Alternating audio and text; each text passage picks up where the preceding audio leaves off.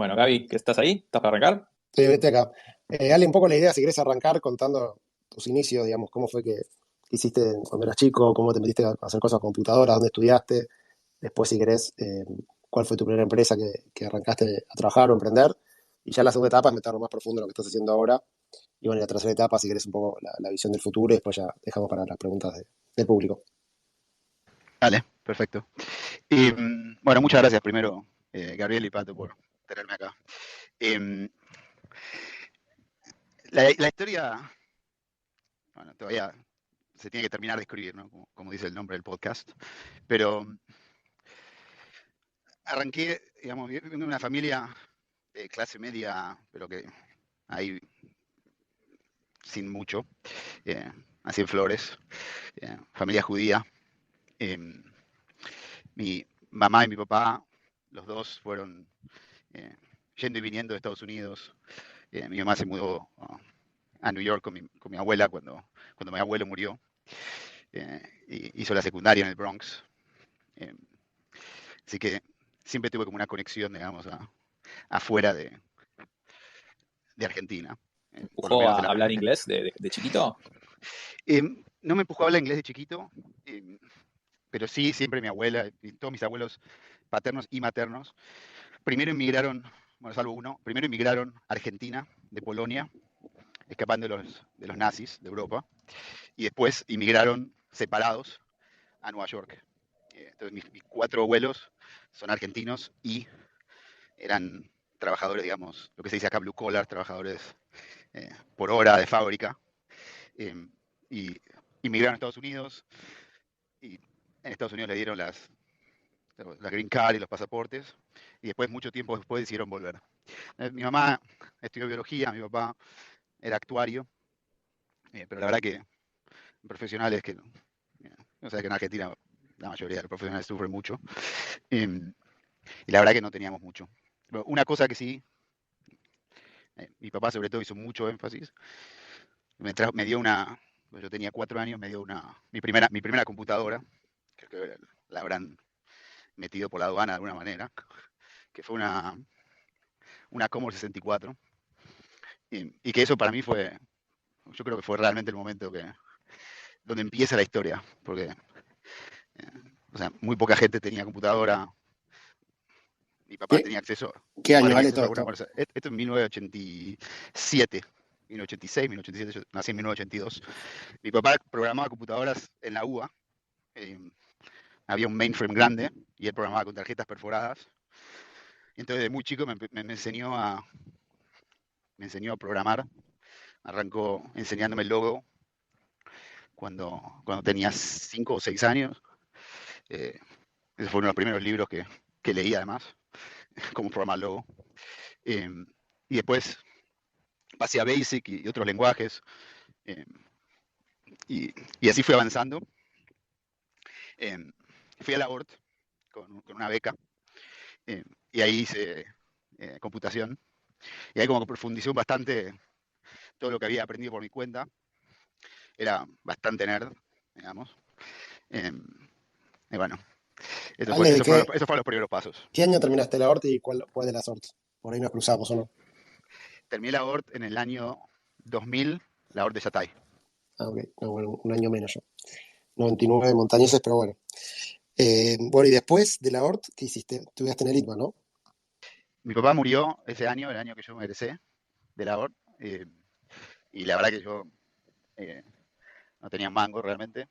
Eh, entonces, un profesor de la ORT, por ahí algún día escuché este podcast, Cabeza, eh, me El, recomendó para un amigo trabajo, nuestro. amigo de usted probablemente, de, de varias diferentes empresas que hizo últimamente también. Me recomendó para una empresa que era un registrar, estaba basado en Argentina, la oficina. Un registrar es donde vas a registrar los dominios, digamos, los dominios de Internet. Entonces empecé a trabajar mientras estaba haciendo un ingreso a Litva. Eh, pero rápidamente, eh, con el tema de, bueno, que estaba trabajando y tenía que ganar mi propio dinero, y el ingreso a Litva, eh, hice el ingreso. En el ITBA me dieron también una beca casi completa, eh, para estudiar ingeniería. Y, y de ahí, ahí empecé la primera empresa con un amigo mío, que todavía somos muy amigos, que era una empresa de registro de dominios, que se llamaba Latin Dominios, que fue la primera empresa de registro de dominios en español. Eh, y esa fue la primera empresa, que no duró mucho, pues nos enseñó muchísimo. Eh, nos sirvió también para pagar las cuentas y bueno, otras cosas que en los Ah, primeros años. ¿cómo fue, Ale, cuando, bueno, contaste que murió tu viejo? Lo que quieras contar esa experiencia, obviamente, sentiste libre, pero digo, me imagino fue un golpe durísimo. Después seguís en el ITBA y después, en vez de irte a trabajar en alguna empresa, te metes a emprender. ¿Qué es lo que te motivó a hacer eso? ¿Y cómo lo tomó tu familia? Siempre nos interesa entender un poco esa parte. En esa época no era tan fashion, ¿no? No era tan bien visto ir a hacer lo propio. Digamos, era más como, a este pibe que le pasa. Pero como yo había empezado la empresa antes de entrar al Litva, eh, como que yo ya tenía ese, y la había empezado no porque quería ser famoso ni quería ser eh, rico, sino que tenía que pagar las cuentas, eh, como que me parecía que ese era el camino. Y además, después lo cementé con hacer una pasantía de casi un año en Techint, que fue una de las peores experiencias profesionales de mi vida, para mí, digamos, no porque la empresa es mala, sino por lo mucho que me aburrí, lo mal que la pasé. Y ahí como que me quedó muy claro que iba, que mi destino iba a ser emprender, digamos, que no me ¿Qué, iba a qué es ser lo muy que hacías en difícil Techint? trabajar. En Techint trabajaba, hice una pasantía de un año y pico en Siderar, una empresa de aceros planos, en el área de supply chain, de logística.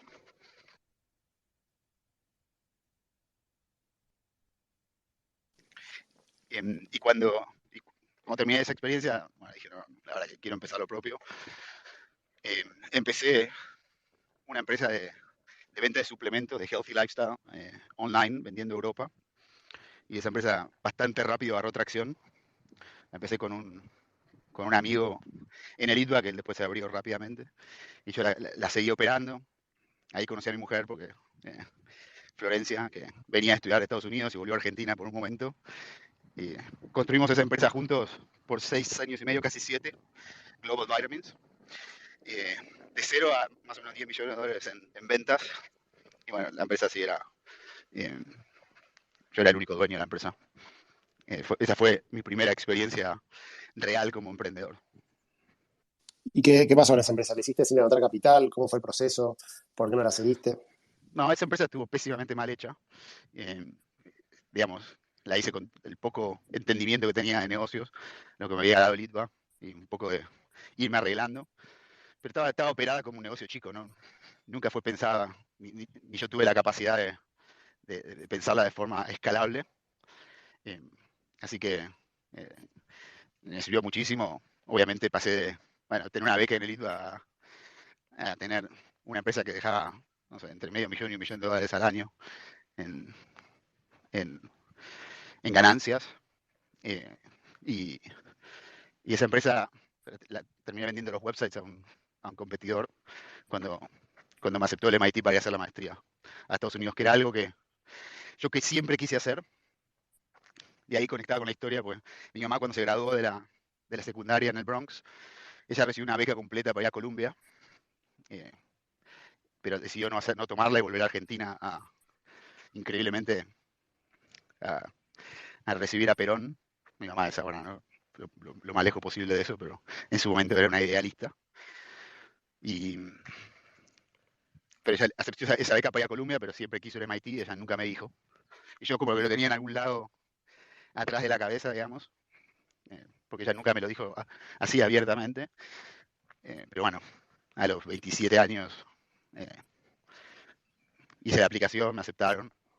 Bueno, ahí empecé un capítulo bastante distinto. ¿Cómo fue, Ale, el proceso ese, digamos? ¿Sentís que todo lo que fuiste haciendo, ir al ITU a aprender, digamos, a programar, después tu primera startup, fue parte de una idea que vos tenías o fue un poco una casualidad que se fue dando así, para después ir al MIT, digamos? Eh, no, ¿viste lo que dice Steve Jobs, ¿no? Que los puntos no los puedes unir para adelante, solo para atrás. Digamos, en ese momento no lo veía tan claro. Tengo que hacer esto para después hacer lo otro. No lo veía así realmente. Eh, creo que los primeros 20 y pico años de mi vida fueron más sobrevivir, pero sí tenía muy claro de parte de mi mamá y de mi papá, los dos, Mi mamá siempre me decía que tengo que hacer lo que me gusta. Mi papá siempre me decía, tengo que tomarme la vida muy en serio y esforzarme mucho porque el mundo va a ser cada vez más competitivo. Eh, Hablábamos mucho sobre tecnología, eh, seguíamos las noticias tecnológicas, eh, y él me daba una visión más dura de todo. Entonces, como que en cada bifurcación del camino siempre pensé en elegir lo más difícil. Eso sí puede ser algo que estaba en común, pero nunca fue quiero hacer esto para después hacer lo otro.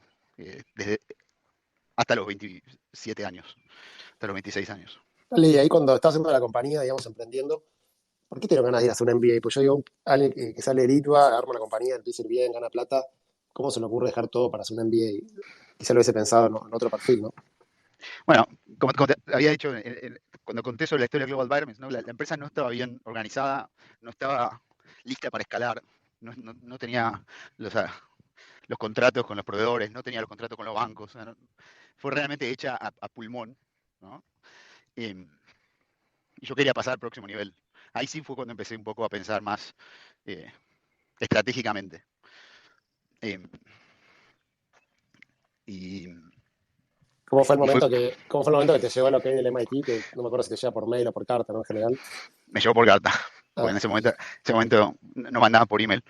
Eh, Fue hace 13 años, increíblemente, no lo puedo creer. Eh, pero, eh, no, 13 años, 11 años. Eh, pero sí, me llegó por carta y estaba con Flor, con mi novia en ese momento, y fue realmente muy emocionante. No podía contener las lágrimas, no paraba de llorar realmente. Para mí fue un momento muy especial. Eh, y de nuevo, en esa época, digamos, no era tan claro, digamos, el camino emprendedor, no había el ecosistema emprendedor que existe hoy 10 años más tarde, digamos, 2009, 2010. Eh, Era algo que todavía recién estaba llegando a Argentina, digamos. Había una o dos empresas grandes, Mercado Libre y OLX en ese momento. Y OLX no era tan grande tampoco. Pensaba que OLX se vendió creo por unos, no sé, unos 300 millones de dólares, 250 millones de dólares eh, en 2012 o 2013, si no estoy equivocado. No era, el ecosistema realmente no estaba desarrollado, era algo muy particular y no, no era no era algo que todo el mundo hablaba de eso, digamos, ¿no? y te vas para el MIT y ¿cómo sigue la historia? ¿Qué dice tu mamá primero? No, mi mamá estaba muy emocionada, la verdad que mi mamá estaba chocha de la vida. No, triste porque me iba, ella sabía que una vez que me iba a Argentina no iba a volver, eh, pero yo creo que siempre estuvo muy emocionada y espero que siga orgullosa de mí. Es algo que para mí es importante. Y cuando llegué a MIT, justo yo hablaba con un amigo, muy amigo también de Litva, que también fue al MIT, Matías, y la recepción en Boston es dura, digamos, ¿no? Eh, Vení de Buenos Aires, que es una ciudad cosmopolita, lleno de cosas, llena de cultura, de todo para hacer, amigos, familia. Cuando llegas a Boston no conoces a nadie, digamos, ni una persona. Hace muchísimo frío en invierno, menos 10 grados, menos 5, menos 10, 3, 4, 5 meses seguidos. El MIT también es lindo y comparado a la infraestructura que tenemos en Argentina, obviamente tiene una infraestructura extraordinaria, pero es, un- es el Instituto de Tecnología y es uno de los mejores del mundo. Y te pega fuerte, no, no es receptivo, digamos, ¿no? Es una colonia de vacaciones. Eh, pero realmente, esa fue una gran experiencia y muy transformadora para mí. Eh, ¿Qué aprendiste del MIT? Así que puedas compartir o qué cosas decís, bueno, esto la verdad que sin ir al MIT no lo hubiese aprendido nunca. MIT representó para mí la primera vez que bueno, había viajado afuera, pero la primera vez que realmente estuve en contacto en un ambiente completamente internacional, ¿no? Donde, no sé si son los mejores o no, pero por lo menos gente muy motivada, muy energética y con alguna ventaja, digamos, no ventaja heredada, sino ventaja adquirida de todos los países del mundo, ¿no? O sea, no había estado nunca en un ambiente donde tengas dos o tres compañeros de Japón, 2 o 3 compañeros o compañeras de Suecia, 4 o 5 compañeros de Chile, eh, digamos, Brasil, Estados Unidos, Canadá, bueno, y además de esa experiencia internacional, es qué tipo de gente, ¿no? O sea, gente muy humilde y muy, eh, muy exitosa ya para su edad, campeones, olimpistas, gente que viene digamos, del ejército de sus países, de los grupos de élite. No, la verdad que la experiencia de ese tipo de diversidad, ¿no? Mucho se habla de la diversidad de raza, etcétera, pero la diversidad de experiencia con algo en común que es querer avanzar y querer avanzar uno profesionalmente, querer avanzar el mundo, querer avanzar la tecnología, no tiene tanto que ver con lo que el profesor te cuenta. Ya estar, digamos, inmerso en un ambiente así te cambia la vida, te cambia cómo ves el mundo.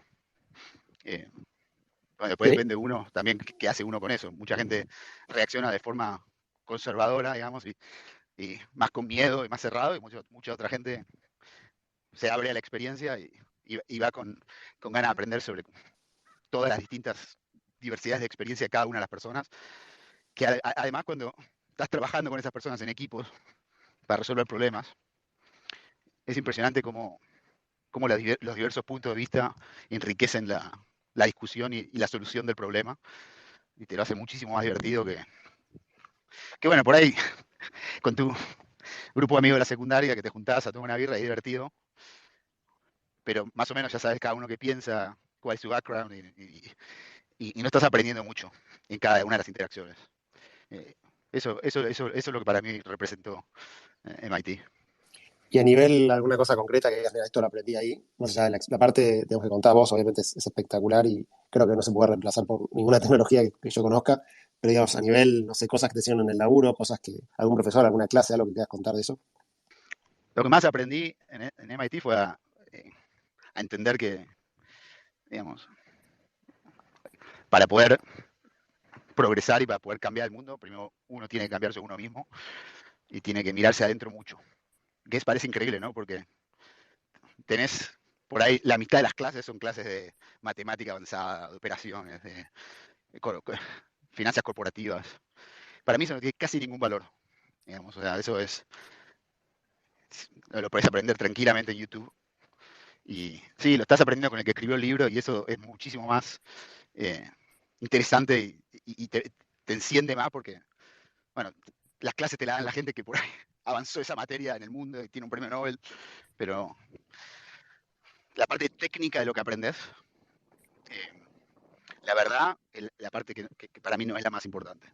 La parte que es la más importante es, creo que la que yo más rescaté fue eh, lo que te decía, la parte cultural, entender realmente, digamos, quiénes son la gente que está al tope, digamos, ver al costado y decir, ok, a mí me va bien en Litva, hice una empresa eh, y era buen estudiante y vos mirás al costado y, bueno, todo te pasa por arriba, ¿no? Digamos, y de repente te da un baño de humildad decir, ah, pará, el mundo está lleno de gente zarpada. Y eso te levanta la vara bastante. Te levanta la vara de cómo pensás y cómo ves las cosas, ¿no? Porque es el pool de gente con el que te estás moviendo. Después te Esto puedo que, nombrar, si querés, te puedo es- nombrar 10 cosas que aprendí específicas. Podemos ir a nada, eso. nada, está bien, no, en realidad no profundizar tanto sobre eso, pero me parece piola lo que decís y lo hemos discutido creo que en este espacio y con amigos, más que ver con los argentinos, ¿no? Que por ahí nos pensamos que sabemos todas y después cuando vas a un ambiente así, bueno, no existimos. Y después, ¿por qué pensás que las individuales, tipo, bueno, hoy Messi hizo 5 goles, pero en general no hay tantos argentinos que le vaya bien como empresa, ¿no? Como equipo. Hay casos, ¿no? Pero nos está faltando un framework. ¿Qué es lo que viste al respecto ahí? Eh, Respecto específicamente de No, hay cómo, buenas individualidades, o sea, gente claro, pero digo, hay un tema con que nos pensamos que somos unos cracks, pero después cuando vamos a jugar en equipo y a hacer empresas, bueno, es difícil que a nivel global, hay algunas empresas argentinas, obviamente, pero podría haber más. sí, estoy de acuerdo con eso. No quiero tirar abajo a Argentina, yo amo a Argentina, digamos. Soy argentino y aunque ahora también soy estadounidense, americano, tengo el pasaporte, tengo la doble nacionalidad. No quiero destruir Argentina, pero si tuviera que decir una cosa que nos limita el potencial y que creemos que somos mejores de lo que somos. Eso es la clave. Una persona que cree que es mejor de lo que es, inmediatamente pone menor esfuerzo.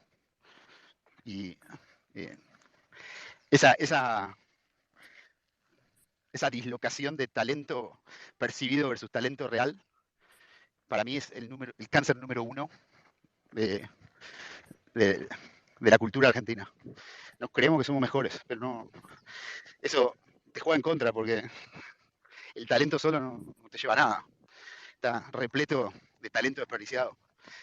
Tenés que tener talento en el mundo de hoy, sobre todo. Tenés que tener talento y tenés que tener una fuerza de trabajo muy superior para poder llegar a algo mínimo a nivel internacional. A nivel local por ahí es más fácil, pero a nivel internacional es las dos cosas juntas o es imposible que ni siquiera toques, digamos, ni siquiera llegues a rozar esa esfera, digamos, donde la gente está trabajando a alto nivel. Entonces, siguiendo la línea anterior, fuiste al MIT, te dio un aire, digamos, de realidad. ¿Y qué hiciste después? ¿Terminó el MIT? ¿Te fuiste a trabajar en una empresa? ¿Hiciste una startup? ¿Qué hiciste? En MIT, siguiendo con mi línea de romperme el culo bastante, para decirlo en inglés, hice 2 pasantías. En general haces una. Yo hice 2 a la misma vez. Una en una empresa que se llama Upper English, basada en Miami, y otra en una boutique de inversión que manejada por los fundadores de OLX y de Remate. Y ahí fue donde tuve el primer contacto con el mundo de VCs y Angels Investors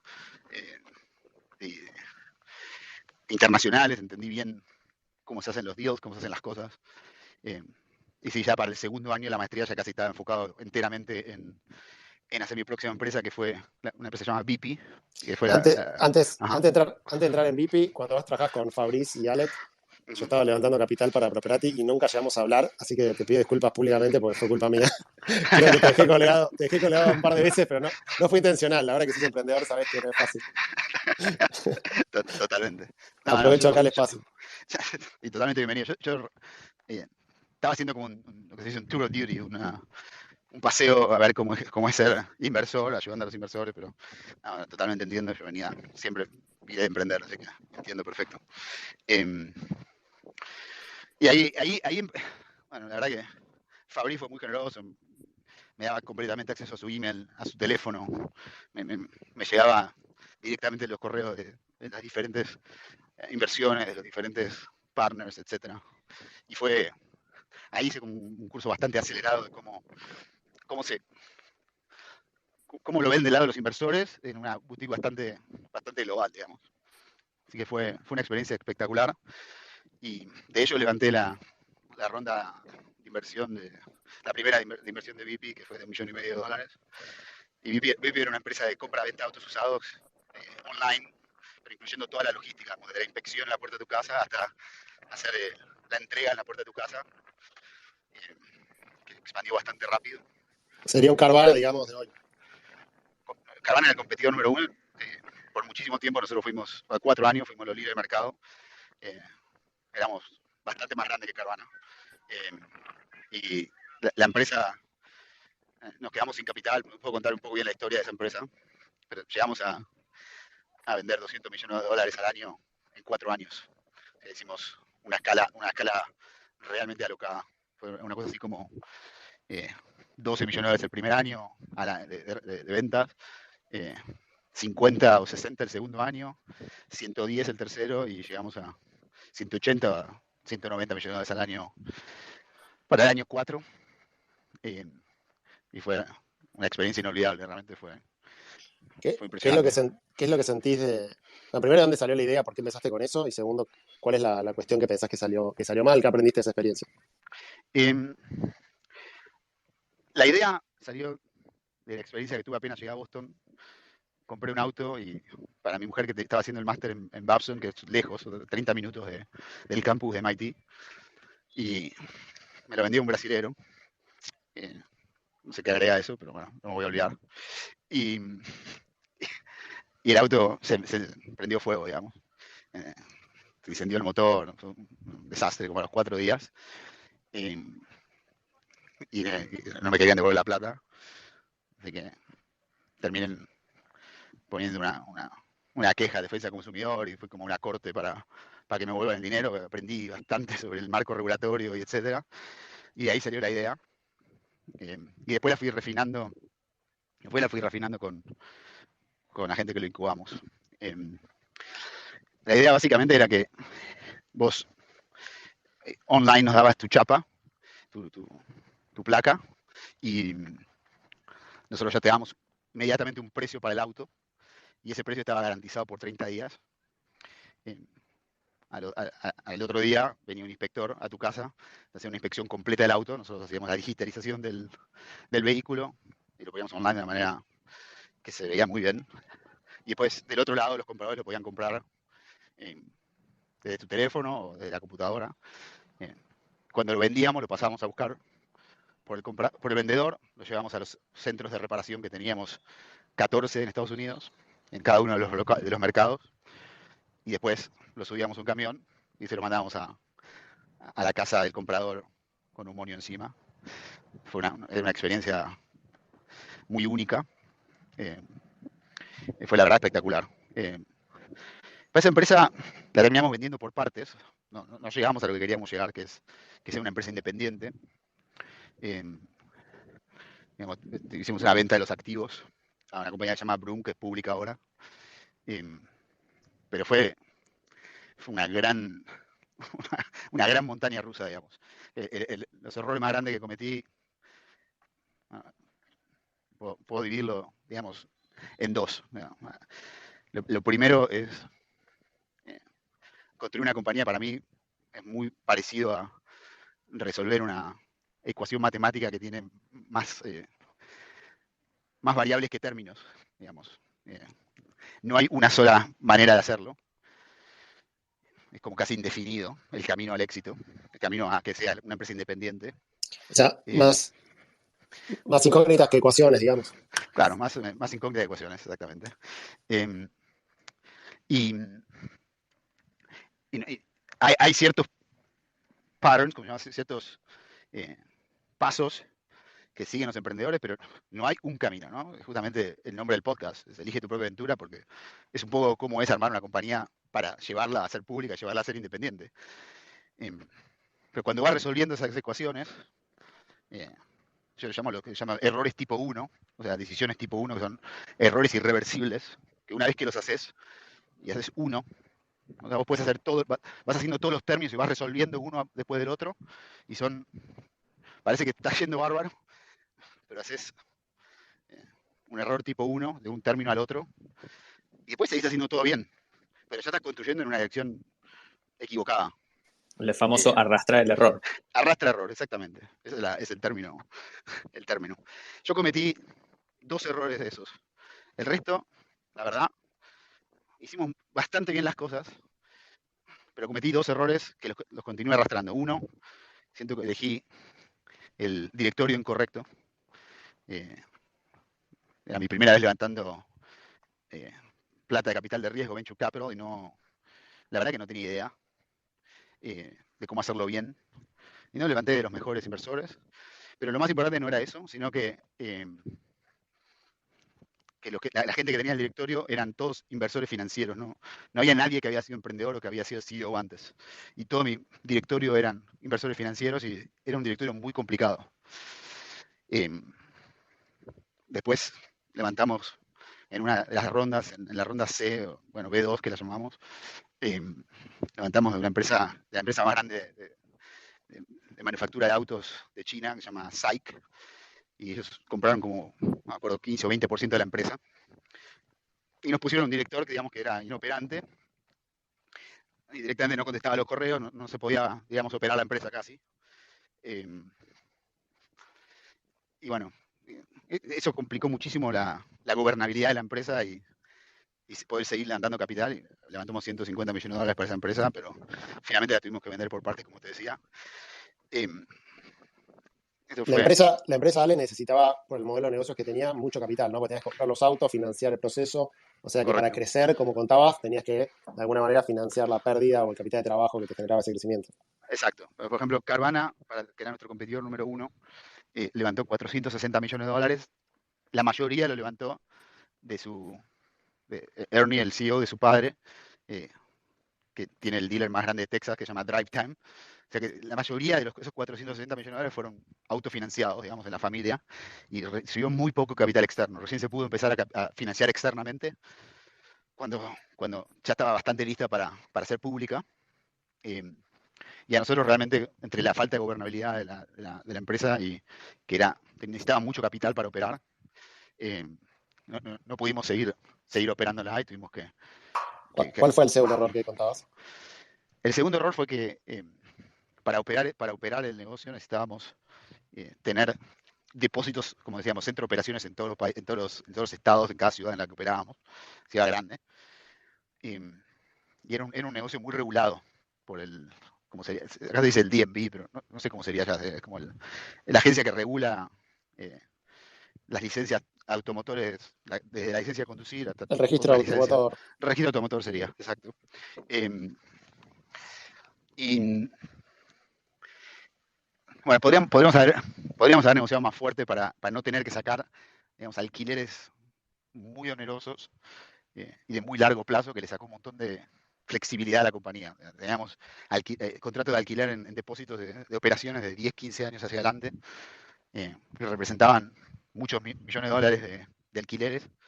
eh, y, y cuando se complicó en 2016 el ambiente de levantar dinero, que pareció lo que está pasando ahora, eh, la empresa perdió mucha flexibilidad, porque teníamos 14 alquileres de largo plazo, eh, pero teníamos muy poca maniobrabilidad, que no es opción que tener que hacer una venta no tan buena a Broom, que hoy si pones VP.com va a Broom, que es una empresa pública.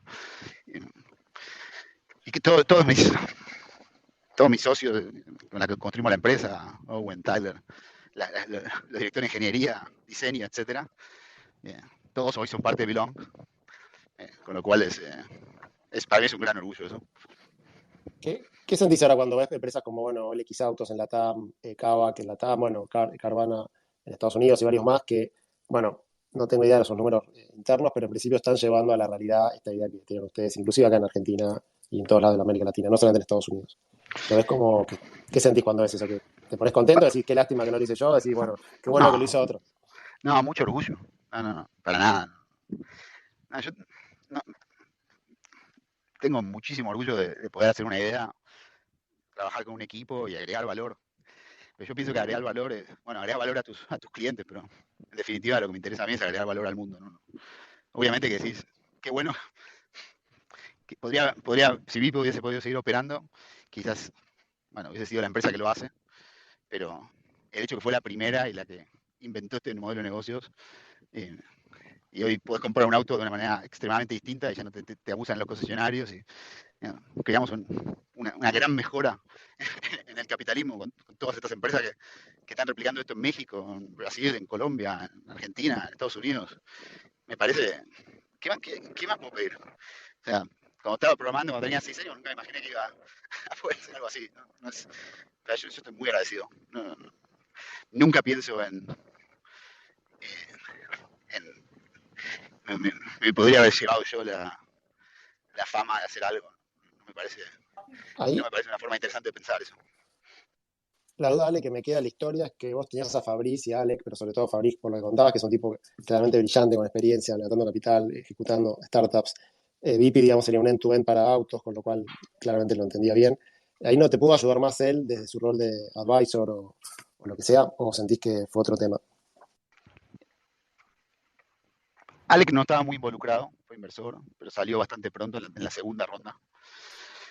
Y Fabrice sí me ayudó, pero yo creo que realmente ya el bol era muy difícil de manejar y no había mucho que él podía hacer, digamos, ¿no? Pero estos errores que contabas vos, supongo que él ya por ahí ya les pasó en el pasado. Entonces ahí la pregunta es, esto que comentabas tanto del board como, bueno, con distintas cosas, pero vos ahí hablabas con él, ¿cómo fue el mentoring? O sea, ¿hay algo que podés haber hecho mejor ahí o bueno, es lo que es? Siempre, yo podría haber hecho bastante mejor las cosas de las que lo hice, ¿no? Siempre, siempre hay un gran lugar para mejorar. El error siempre, cuando la empresa no llega, si uno levanta Venture Capital y la empresa no llega a ser pública, siempre el error es el CEO. No puedes echarle la culpa absolutamente a nadie. Yo creo que dentro del marco de cómo está configurado el directorio ya, nos dejó muy poca margen de maniobra. Eh, pero como te decía, ¿no? Una vez que el error está hecho, ¿no? Y ahí, obviamente, la decisión la tomé yo, de traer esos inversores, de sacar esos contratos, etcétera. Eh, el advice es muy difícil, ¿no? Después de eso. El arrastre error, digamos, ¿no? Eso es muy, Está. es Te voy muy, a robar, es muy, te voy a robar el muy concepto, me claro. gustó. Me gustó lo de Ese, como, los conceptos matemáticos aplicados a emprender, pues son sencillos y creo que todos los entendemos. Che, y después de VIP, ¿qué pasó? ¿Te fuiste a laburar con inversores? A pesar de que la habías pasado mal con los inversores, ¿te metiste a durmiendo con un enemigo? ¿Cómo fue eso? no, y ahí, ah, dándome cuenta que, bueno, ya había hecho una empresa en Argentina que había llegado a 10 millones de revenue y que le había ido bastante bien, pero bueno, que no estaba preparada para escalar. Y mi experiencia con VIP, que aprendimos enormemente qué hacer, qué no hacer. Eh, y cuando decidimos hacer Belong, que es un modelo muy parecido al de VIP, pero para casas, puedo contar por qué me parece que es así, pero ahí dije, no, lo primero que voy a hacer es rodearme de las mejores personas que existen en el mundo para, para invertir. Y tuve la verdad mucha suerte de que Jeff Jordan de Andreessen Horowitz me ofreció unirme al, al equipo como emprendedor, entrepreneur in residence, se llama emprendedor en residencia, no sé cómo se llama en español. Eh, ¿Qué hace un emprendedor en residencia? Yo cuando lo vi en ese momento me pareció interesante, nunca lo había escuchado y quería entender bien qué es lo que hace. eh, bueno, Andreessen Horowitz, para empezar, Jeff Jordan, para darte el background, eh, fue el que hizo la alianza con Mercado Libre con Marcos. Jeff era el CEO, presidente de eBay y Marcos Alperín con Mercado Libre, que eso fue lo que terminó justamente eh, marcando la diferencia entre Mercado Libre y de remate, que de remate era de Alec y bueno, José y otros que están con Fabriz. Así que ahí ya había una historia como de Boca River que era bastante interesante. Lo tuvimos a Guido Greenbaum hace poco acá y contó parte de la historia. Claro, exacto. Y Jeff me dio un montón de perspectiva de cómo fue trabajar con Marcos y cómo fue, bueno, tiene una experiencia enorme. Eh, pero Andrés Horowitz solo había tomado antes un emprendedor y como que no estaban todos los partners muy contentos de tomar otro, pero él lo empujó muchísimo. Eh, y lo que hice básicamente fue como trabajar con él, primero para conocerlo bien, para entenderlo bien, para ver con quién era que me iba a embarcar en la próxima aventura. Y además una persona que, como tenía tanta experiencia, digamos, en lo que se llama marketplaces, eh, me pudo guiar bastante en cómo armar el modelo de negocio de cero para que sea resiliente. Y obviamente eso no garantiza que a Belong le vaya a ir bien y que termine siendo una empresa pública por los próximos 20 años, que es mi objetivo. Pero, pero sí sentí inmediatamente una gran diferencia de estilo y de apoyo. eh, él me fue como guiando y dando el mentoring para ir armando lo que hoy es Belong y trayendo los inversores. Eh, pude corregir los errores del pasado, traje cada uno de los directores, de los board members son CEOs, digamos, no tengo Contanos un ningún segundo, inversor financiero. contanos, Así que Ale, bueno, la historia de Belong. ¿Qué es Belong? ¿Dónde sale la idea? Todo lo que puedas. Obviamente leímos hace poco que levantaron 80 millones de dólares y eso obviamente tiene un gran mérito. Pero contanos un poco la historia, como contabas la de VIP, contar la de Belong.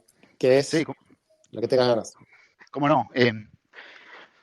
Belong es una plataforma para alquiler de largo plazo. Eh, todo lo que un inquilino y un dueño tiene que hacer en una casa, nosotros lo hacemos por ellos. A los dueños de casa, y nosotros no trabajamos con dueños que sean inversores, sino trabajamos con dueños de casa, lo que se llaman accidentales, que tienen un lazo emocional con la propiedad, porque vivieron ahí, o sus hijos crecieron ahí, o es la casa de mi mamá que heredé. Eh, y trabajamos con ellos y hacemos algo muy parecido a lo que hacíamos en la empresa anterior. Vamos directamente a la casa, hacemos la inspección, la digitalizamos, eh, hacemos todas las renovaciones nosotros, con nuestro propio equipo, eh, de que tiene desde maestro mayor de obra hasta todas las especialidades de plomería, electricidad, equipos de aire acondicionado avanzados, bueno, y muchísimas otras cosas, y arquitectura también. Hacemos todas las renovaciones y las ponemos en el mercado. Pero además proveemos eh, la seguridad de que van a recibir el alquiler en el primero de cada mes, garantizado. Y ofrecemos una variedad de productos financieros para ayudar a manejar la casa. Una de las cosas más prominentes es que una vez que tenemos los contratos de alquiler firmados, vos podés usar ese capital como si fuera una línea de crédito directamente de tu celular. Podés pagar cualquier cosa que quieras pagar o transferir esa plata a tu banco, traer 1 o 2 años de alquiler al presente. Bueno, te da completa flexibilidad y estamos planeando bastantes más. Del lado ¿No? del, del inquilino, todos los pagos pasan online, tenés un servicio de conserje que es único, donde respondemos a cualquier pregunta en menos de 30 minutos. Y si tenés algún problema desde la app, podés pedir un plomero, como decíamos, pedir que venga alguien a colgarte, a instalarte una televisión o un equipo de sonido. Tenés un problema en uno de los baños, vamos, entonces ayudamos y te lo resolvemos. De jardinería, todos los verticales. Pero además con cada pago, nosotros salvamos un poquito de eso, guardamos un poquito de ese pago de alquiler que hiciste en término y se va acumulando en tu cuenta para comprar una casa a través de Belong también. Ah, eso está muy Entonces, bueno. es un concepto que le da tranquilidad al dueño y le da una posibilidad al inquilino de convertirse en dueño y te permite, si sos dueño también, comprar una nueva casa y ponerla en el mercado, una vez que ya entendiste cómo funciona el sistema. El sistema está inspirado un poco en lo que es Quinto Andar en Brasil, de ahí surgió la idea, el modelo, o cómo fue la historia. No, de hecho, el muchacho de Quinto Andar, a través de un amigo mío, Santiago Fossati, que trabaja en CASE, que estuvieron en la Sí, oficina de VIP en 2016, es amigo eh, Santi también. charlando, sobre el tema. Pero el modelo Quinto Andar es bastante más financiero y mucho menos operacional. Digamos, el modelo Quinto Andar es un modelo donde se enfoca más en la garantía en problemas específicos de Latinoamérica. Nosotros nos enfocamos mucho más, nuestra verdadera diferenciación es la integración de las operaciones, el manejo de la propiedad en el campo, digamos, ¿no? Es muy difícil y que somos la única empresa del mundo que lo está haciendo. ¿Y cómo surgió la idea de Bilón? Para hacer mal y pronto, nosotros alquilamos la casa porque nos mudamos bastante frecuentemente por nuestro trabajo, etcétera. Y la verdad que siempre recibimos un servicio pésimo, siempre fuimos tratados muy mal, mis socios y yo, como si, en lugar de tratarte como un cliente, te tratan como si perpetuamente le estás debiendo algo. Y dijimos, ¿por qué no aplicamos el modelo de VIP a solucionar este problema que tenemos? Hay 44 millones de casas en alquiler en Estados Unidos, 120, 150 en el resto del mundo. Se procesan 1.000 billones, o sea, 1 trillón de dólares de alquiler todos los años. Se paga con cheque, 45%. Dijimos, hagamos un modelo muy 45%, parecido, ¿no? Mandamos un 45% qué? 45% se paga con cheque en Estados Unidos, los alquileres, Okay. lo cual es casi medio trillón, medio billón de dólares. Es una fortuna. Es una industria que no tiene tecnología, no tiene completamente analógica. Y dijimos, apliquemos un modelo muy similar. Bueno, salvando la distancia, ¿no? Pero mandamos un inspector, digitalizamos la casa y transformamos la experiencia. Y Bilón sería, digamos, porque uno piensa en el alquiler, viste, y estás ahí, pero en realidad no es tuyo. ¿La idea cuál es que esa casa sea tuya en el futuro o cuál es la idea de llamarlo así? La idea es que vos te sientas como que estás en tu casa, eh, que seas tratado como si fuera tu casa y no como si sos un inquilino, eh, y que con lo que vas ahorrando con Bilón puedas comprar otra casa a través de Bilón o esa misma si el dueño la quiere vender. Te hago la pregunta que más hacen los inversores, que es media molesta, pero ¿por qué no hay nadie haciendo eso? ¿Por qué ustedes fueron los primeros? Digamos, ¿qué pensás? Estas son ideas que no son muy sexy, ¿no? al final de cabo, te estoy hablando de limpiar baños, ¿no? O sea, no es, no cualquiera agarra y dice, bueno, quiero aprender electricidad, quiero aprender equipo de aire acondicionado, quiero aprender sobre limpieza, quiero ir a limpiar baños yo mismo, quiero ir a abrir alcantarillas, todo eso hice yo y mi socio los primeros año y medio. Eh, así que no, no, eso es una de las razones. Y la segunda, que los negocios que tienen operaciones intensivas y necesitan operar con una alta calidad de producto, hay un grupo reducido de emprendedores que pueden encarar esas ideas. Porque la mayoría de los emprendedores o son muy buenos en producto o son muy buenos en operaciones, pero para hacer este tipo de trabajo tenés que poder hacer las dos cosas. Y entonces mucha gente termina no haciéndolo. Y después hay un tercer punto que es la tecnología, ¿no? La tecnología de pagos, ¿no? Que no estaba presente antes para poder procesar los alquileres, etcétera, etcétera, ¿no? Eh, el smartphone para poder manejar todo de tu teléfono, GPS en el teléfono. Una idea que en el 2000 no se podría haber hecho. O sea, solo a partir del 2012 o 2013 se podría haber hecho algo así. Entonces la ventana no fue muy grande tampoco. Ahí la pregunta serían los errores tipo uno, ¿los volviste a cometer o te aseguraste de no cometerlos? ¿Y cuáles te parece que podrían ser los errores tipo uno de este proyecto, digamos, mirando para adelante? Lo que cambié para tratar de minimizar esos errores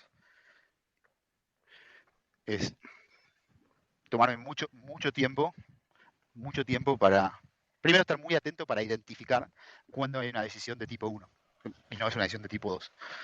Trato de tomar las decisiones de tipo 2, que son las reversibles, muy rápido, así la empresa puede operar. Me caracterizo por eso, por operar a un ritmo de mucha intensidad. Todo lo que trabajan conmigo te pueden decir. Pero levanté mucho el nivel de alerta sobre cuándo hay una decisión de tipo 1. Una decisión de tipo 1 irreversible es, bueno, firmar un contrato de alquiler de una oficina, decidir contratar o decidir despedir un ejecutivo. Que Y igualmente después son bastante reversibles esas. son, son bastante reversibles, pero hasta un punto, ¿no? Hasta un punto. Son ese tipo de decisiones que yo las defino como cemento líquido. Una vez que lo pones, está bien, podés después cambiar, pero necesitas maquinaria pesada después para una vez que se endureció. Vos agregás un socio a la empresa, el socio no es bueno. Sí, siempre se puede sacar un socio, pero el nivel de estrés, el nivel de energía que te lleva, falta de avance, tenés que traer la maquinaria pesada para revertir ese error. Siempre hay reversión, digamos, siempre se puede revertir, nada te define para siempre, pero estoy muy alerta y cuando identifico que hay una decisión tipo uno, ahí me tomo mucho tiempo, ahí me tomo como mínimo 3 semanas y no trabajo con ningún impulso, digamos, no voy cambiando de idea, le pido a distinta gente, distintas personas en las que confío que me hagan, que me ayuden a hacer un pitch, por qué harían una cosa y por qué harían la otra.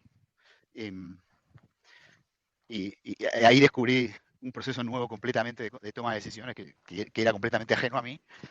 Eh, y que al cabo de esas 2 o 3 semanas, la decisión está muchísimo más clara y tenés un nivel un nivel de certitud muchísimo más alto, te diría 90%. Y todavía podés cometer errores, por supuesto.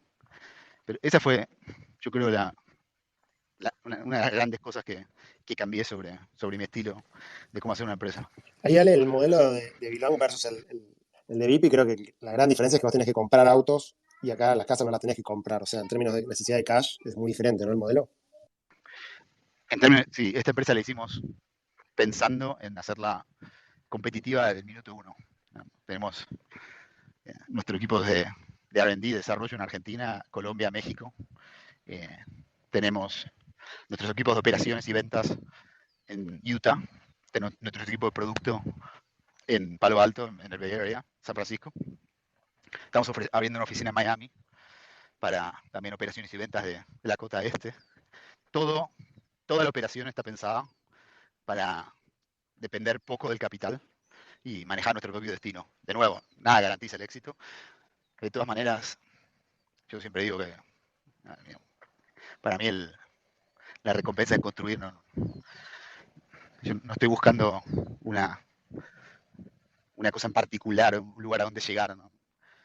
Pero cuando hablas con la gente que más construyó y llegó a donde vos pensás que querés llegar, eh, no hay nada del otro lado. Eh, hay que disfrutar el camino y eso es lo más lindo, ¿no? Que te permitan que los inversores confíen, que tu equipo confíe, que la gente confíe en poder construir con ellos. Yo me levanto todos los días muy contento de laburar.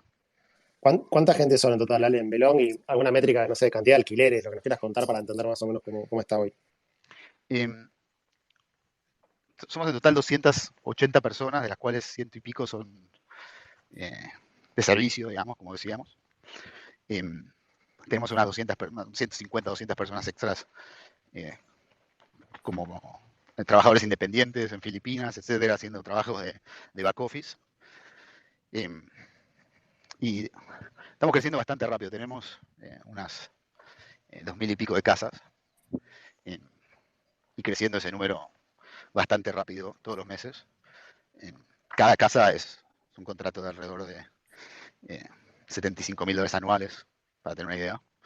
Eh, Así que está creciendo muy lindo, pero sí tenemos desafíos que es lo divertido. Ustedes cobran un Tenemos, porcentaje, perdón, ustedes cobran un porcentaje del alquiler, se lo cobran a cuál de las dos partes.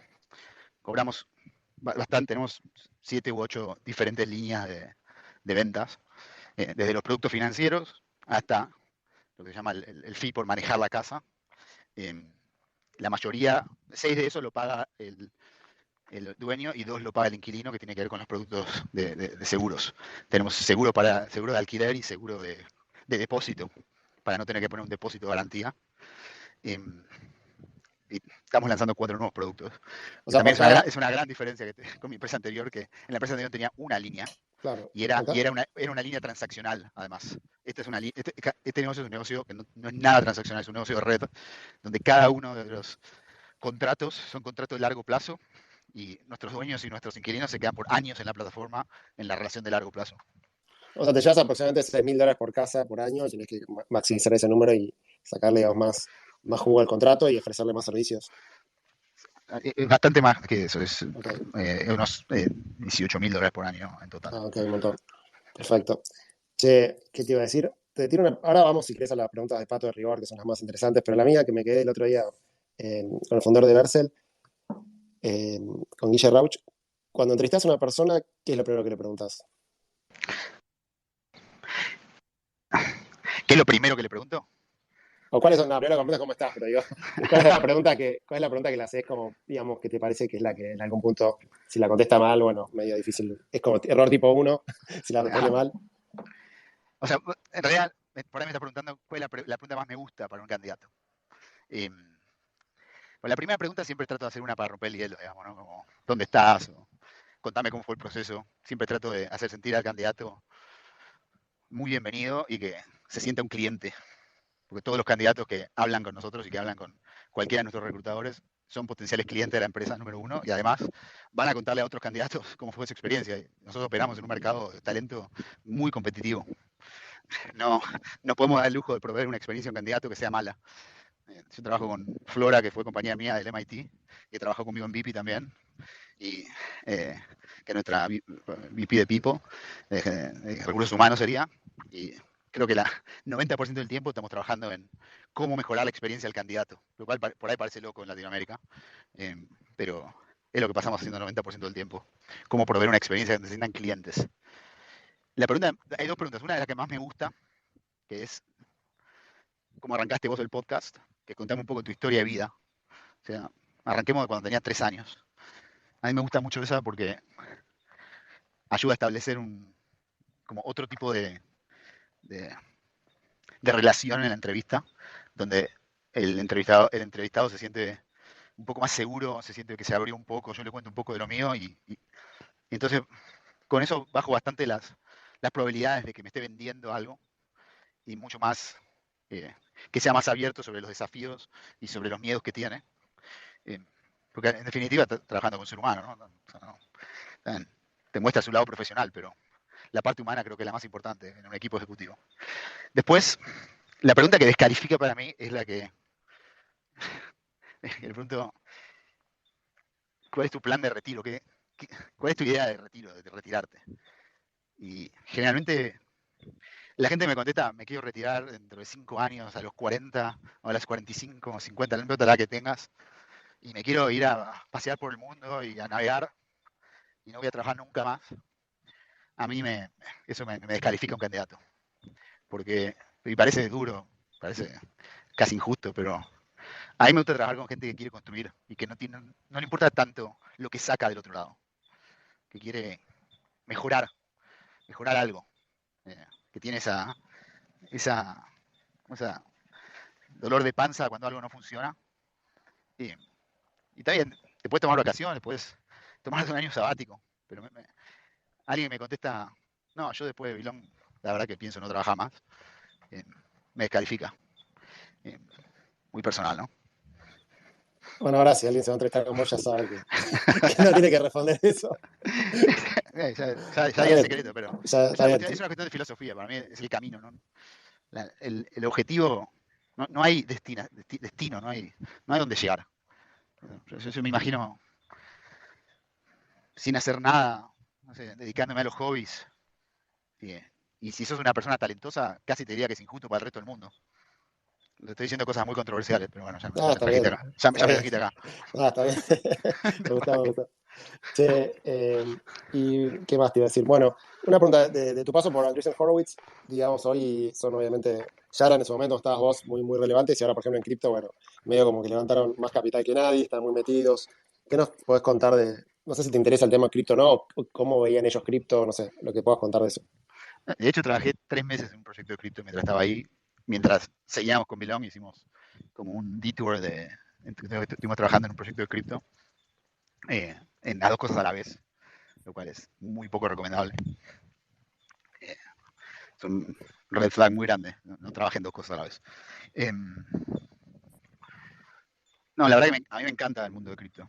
Eh, me encanta por varias razones. Creo que obviamente como toda tecnología que está todavía temprana, le falta madurar, le falta mucho conectar la tecnología con la necesidad, le falta mucho conectar la necesidad del cliente, le falta la conexión con el cliente enormemente, eh, con un cliente final más masivo. Eh, pero me encanta, es algo que me, me fascina. Si vos ves los datos, digamos, de desarrollo económico de cualquier organismo serio, vas a dar cuenta que eh, cuanto más apertura económica, mayor apertura comercial, y más baja la corrupción, más bajan los índices de desarrollo humano, está correlacionado con bajas en la tasa de mortalidad infantil, mortalidad materna. eh, no, la idea de que haya un protocolo programático, algorítmico para hacer contratos y mover dinero, bien aplicado, puede cambiar a la humanidad realmente y no tener que depender más de un consenso, de una confianza en naciones, estados. A mí me parece una cosa extraordinaria realmente, como tecnología y como movimiento. Pero de nuevo, como toda la tecnología todavía está temprana, y también tenés un montón de proyectos que son cualquier cosa, ¿no? Eh, y no es tan difícil para el ojo entrenado identificarlos, pero sí es bastante difícil para cuando se mueve un poquito más al mercado masivo y la gente le cuesta mucho diferenciar qué es real de lo que no es. Pero la verdad yo estoy Sí. muy, muy entusiasmado con eso. Si no estuviese haciendo Belong, ¿harías un proyecto cripto? No haría un proyecto cripto precisamente por lo que te dije antes, que no siento que eso es y es la razón por la cual no lo hice finalmente cuando estaba en Andreessen. No es mi ventaja competitiva, ¿no? Porque estoy perdiendo la parte operacional. Eh, hay pocas cosas en cripto que tenés la parte operacional. De hecho, la idea que teníamos era de custodio de blockchains institucionales, digamos. Y sí tenía la parte operativa, que era lo que me gustaba, el cold storage, etcétera. Pero finalmente como que esa parte no era la que definía el producto y a mí me interesa mucho la parte operacional. Creo que ahí está mi ventaja personal y es como una especie de... es una lástima no explotar la ventaja donde uno por ahí ya desarrolló una. ¿Con Mark Andreessen pudiste verlo, trabajar? ¿Tienes alguna cosa para contar sobre él en particular? Trabajé con Mark, ¿sí? Trabajé, digamos, obviamente es una persona muy ocupada, que no tiene todo el tiempo del mundo, pero tuve bastantes oportunidades de conversar con él. Sobre todo, muchos email chains discutiendo cosas hasta las 3 de la mañana, lo cual me parecía increíble. Que hasta las 3 de la mañana me esté contestando. em, pero, pero, no, Mark es un fuera de serie, digamos. No. Otro mainframe tiene en el cerebro, otra cosa. De procesa. Es probablemente la persona más inteligente que conocí en mi vida, con seguridad la persona más inteligente. Una Ah, combinación de generación de ideas con, bueno, conocimiento y poder traer de distintas disciplinas. Es impresionante. bueno, Mark Andreessen es la persona que, bueno, no sé si le inventó el browser, pero seguro que hizo que el browser sea usado por millones de personas. Se ¿Te inventó el parece? browser, inventó Sí, el Mosaic, Mosaic, sí, bueno, antes del Netscape. claro, pero con un grupo de gente, y bueno, había un proyecto, pero eso después lo transformaron en algo, una compañía, y así Claro. empezó nada, lo que fue después la burbuja de los 2000, del 90 y pico. Y parece que el otro día yo puse un tweet que es algo así como que hay dos tipos de inversores, los que fueron emprendedores y los que no. ¿Te parece eso? ¿Vos lo viste allá? ¿Te parece que es así o cómo la ves? El board de VIP. Y no, hay muy buenos inversores que no fueron emprendedores. Si alguna vez me escucha, por ejemplo, mi amiga Santiago, no podría decir que él no es un buen inversor o que tiene alguna desventaja versus Hernán o Nicolás, que casi de CASEC.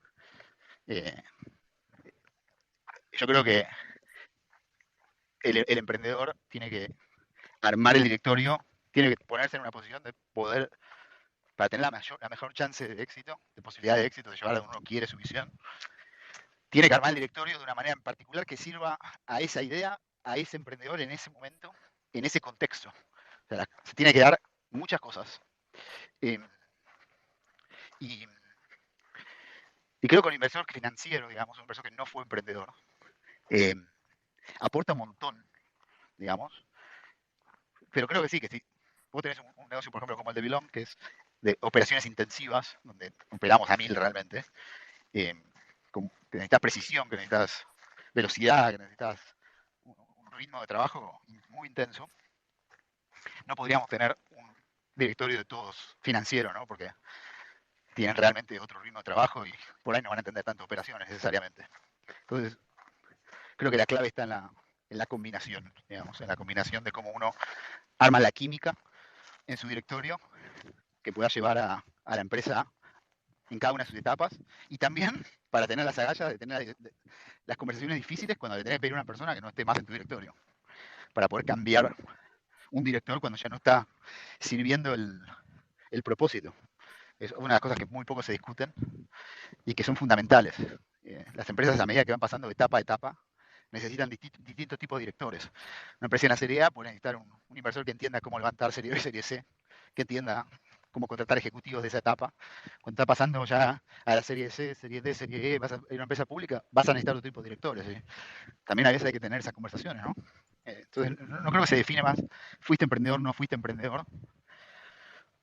Cada directorio tiene que ser armado para la etapa en la que empresa está y que tenga, eh, que pueda No, proveer soporte. no, 100% de acuerdo con el mix de directores, eso estamos de acuerdo, pero digo, cuando estás levantando el capital y tenés una reunión con un inversor que fue emprendedor, te hace una serie de preguntas. Y cuando tenés la misma reunión al mismo momento del tiempo con otro inversor que no fue emprendedor, te hace otra serie de preguntas, algunas son obviamente las mismas, pero por ahí te hace una pregunta donde decís, bueno, charlamos después porque es muy mala la pregunta que estás haciendo. No sé si te pasa algo. Para mí eso tiene más que ver con la calidad del inversor, no con si fueron emprendedores. Igual, quiero aclarar que Andreessen Horowitz, por ejemplo, no contrata partners que no hayan sido CEOs antes, o es la gran minoría. Creo que abrieron eso hace poco para poder tener más diversidad, pero es la gran minoría. Entonces viene un poco por ahí la cosa, perfecto. Bien, estoy de acuerdo con lo que vos decís. Para contarte la pregunta directamente, el mix es importante. Creo que los inversores financieros te preguntan un poco más sobre los outcomes y los inversores sobre, o sea, el output, sobre lo que producís. Y el inversor que fue operador te pregunta mucho más sobre cómo lo producís. Y para mí esa pregunta es más importante. Totalmente, sí. En Properati, que la empresa anterior era muy operativa, había una persona que preguntó, bueno, yo había puesto un número, supongamos, de 10 millones, que era obviamente bastante alto. La pregunta buena era, bueno, contame cómo vas a llegar a los 10 millones, versus otro que decía, pero ¿por qué 10 millones y no 15 o 20? Entonces había uno que lo único que le interesaba entender de dónde venía el número, y cómo era el P por Q, digamos. Si tenía sentido o no ese número, dada la cantidad de plata que querías levantar, etc. Totalmente. Y eso pasa, seguramente se extiende a los directorios, digamos, cuando estás en situaciones difíciles. Generalmente, no, digo generalmente porque hay excepciones para todo. Los directores que fueron emprendedores o CEOs tienen la filosofía de darte apoyo cuando las cosas están mal y ponerte incómodo cuando las cosas están bien, que es algo que, digamos, la famosa frase del fundador de Sequoia, de Doug Leone, es darte apoyo cuando las cosas están mal, servirte de contrapeso y ponerte incómodo y hacer las preguntas picantes cuando las cosas, sentís que las cosas van bien. Está muy bueno. Che, bueno, vale, espectacular la charla. La verdad que, bueno, primero gracias por abrir todo el capítulo que contaste de tu vida personal y todos los aprendizajes, errores tipo uno de cada una de las cosas que hiciste. Pato, ¿querés pasar la pregunta a rigor? Y cualquier persona que esté escuchando ahora quiera hacer alguna pregunta, apriete para micrófono activado abajo a la izquierda y bueno, unos minutos más que lo que tenemos.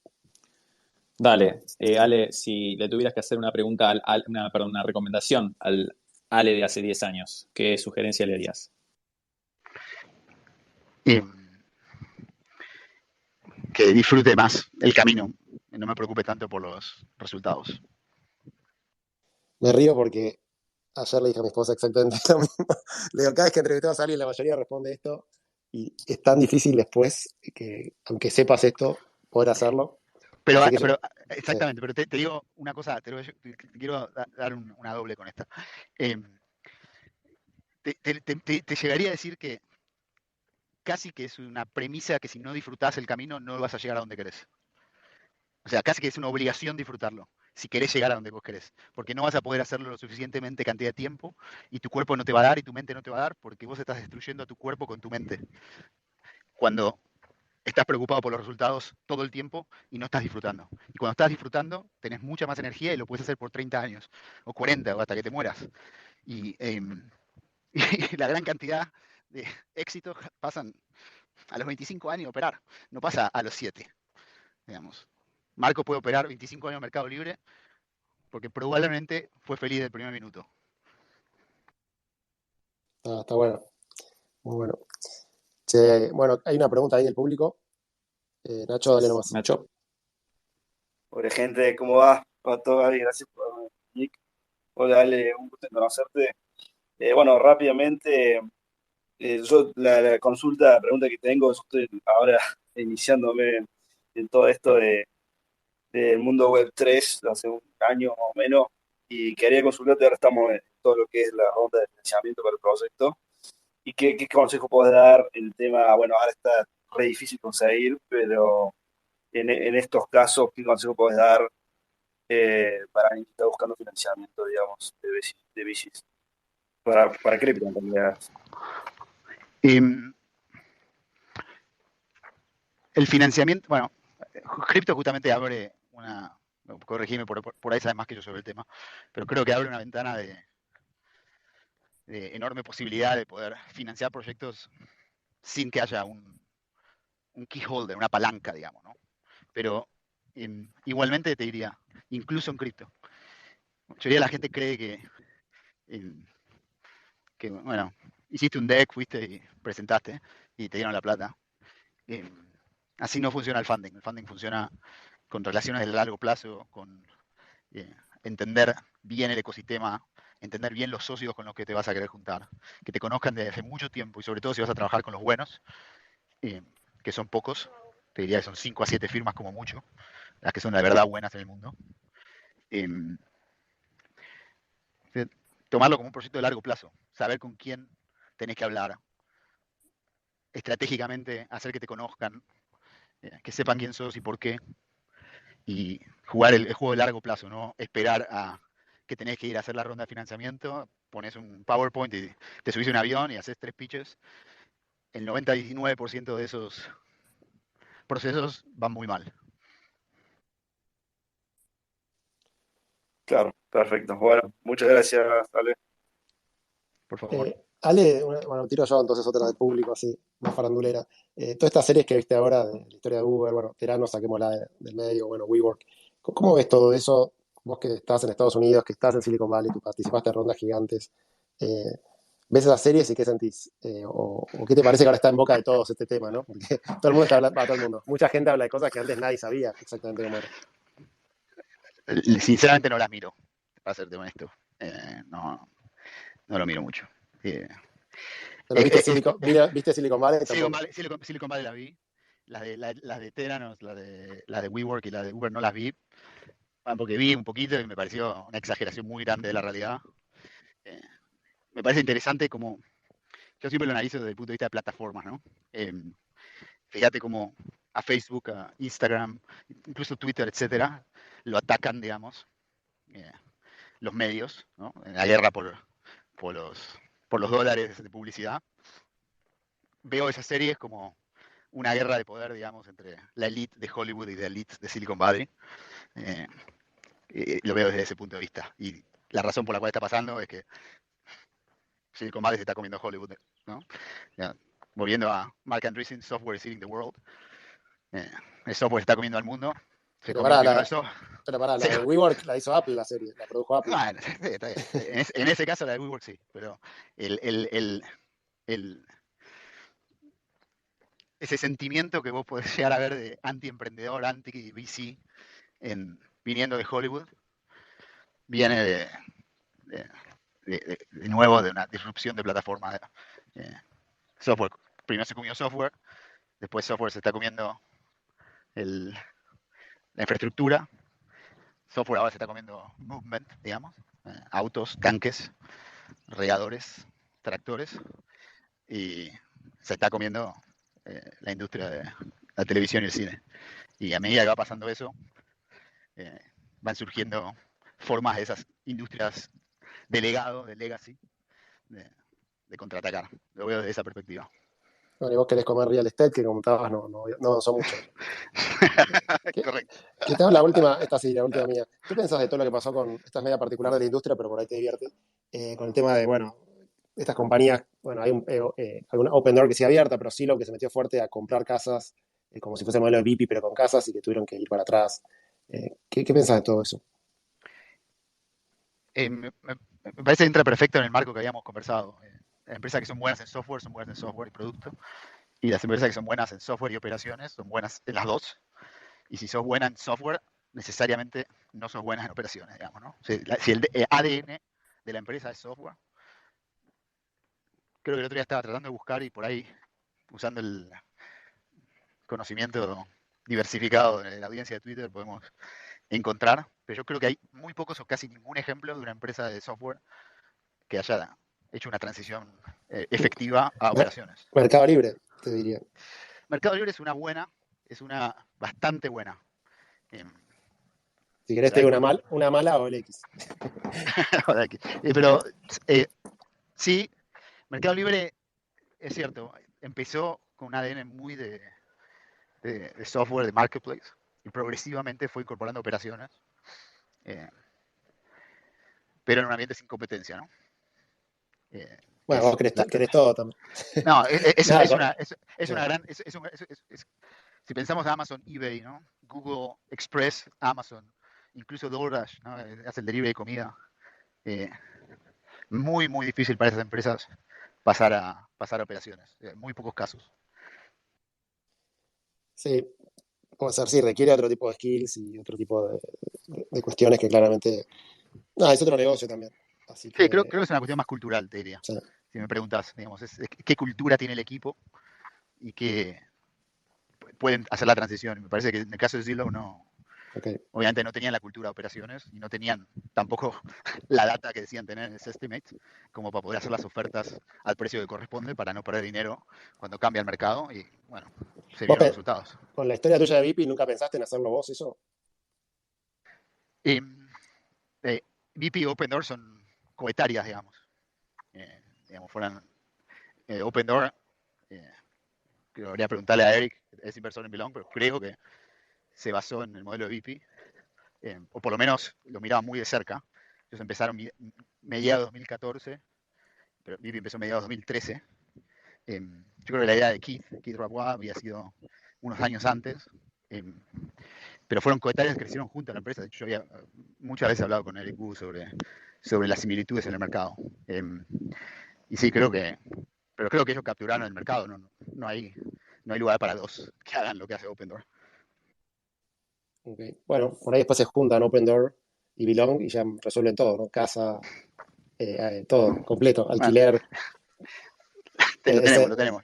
es- Nos conocemos muy bien, tenemos los mismos inversores exactos. bueno, es por Marruecos ahí. invirtió en la C, GGB Capital invirtió en Y ahí la me B da, de ellos y en la A nuestra. Estamos ahí. pues, aparte de la sinergia de costos, ¿no? Pues yo también tengo que ir, sacar la casa, las fotos, todo, inspeccionarla. Así que bueno, tiro esto para si en el futuro que ocurre, está acá grabado. Buenísimo. Sí, nada, bueno, vale, nada, espectacular, 1 hora y media de charla. Acá es domingo, 8:30 de la noche, ya me imagino ser 4:30 de la tarde, algo así. Gracias por el tiempo, gracias por contar las cuestiones que contaste, porque hay muchas cosas aprendidas que me parece que, por lo menos yo me llevo varias cosas. Te voy a robar un par de quotes, así que, bueno, gracias de vuelta. Y Pato, no sé si quieres comentar algo más, y Ale, si quieres cerrar vos. Igualmente, sí, muchísimas gracias por sumarte. Nos llevamos lo de arrastrar el error, que me parece fantástica la frase. Y bueno, nada, si tenés ganas de hacer un cierre, más que bienvenido. Me gustaría cerrar con eso que habíamos hablado, de entender que primero tenés que ser feliz para poder después hacer las cosas que tenés que hacer. El orden en el cual uno tiene que hacer las cosas para tener eh, un impacto en el mundo. Cualquier cambio de la magnitud que estamos hablando lleva 20, 30, 40 años. Pues querés ser una empresa de las primeras 100 del mundo, como seguro Mercado Libre es o está por ser. Y para trabajar 30 o 40 años en lo mismo, primero uno tiene que ser feliz y después, a partir de ahí, puede crear lo que puede crear. De la manera inversa, el cuerpo dura 4 o 5 años. Me gustaría cerrar con eso. Es lo más, para mí, es mi aprendizaje más importante en estos 40 años de carrera de emprendedor, digamos, emprendí por 20. Espectacular, Ale. Mil gracias por sumarte. Bueno, y al resto de la gente, nada, nos estamos escuchando el próximo domingo. En breve subimos el episodio de nuestro podcast. Que tengan todos un buen fin de domingo. Chau, chau. Muchas gracias. Chao, chao, hasta luego.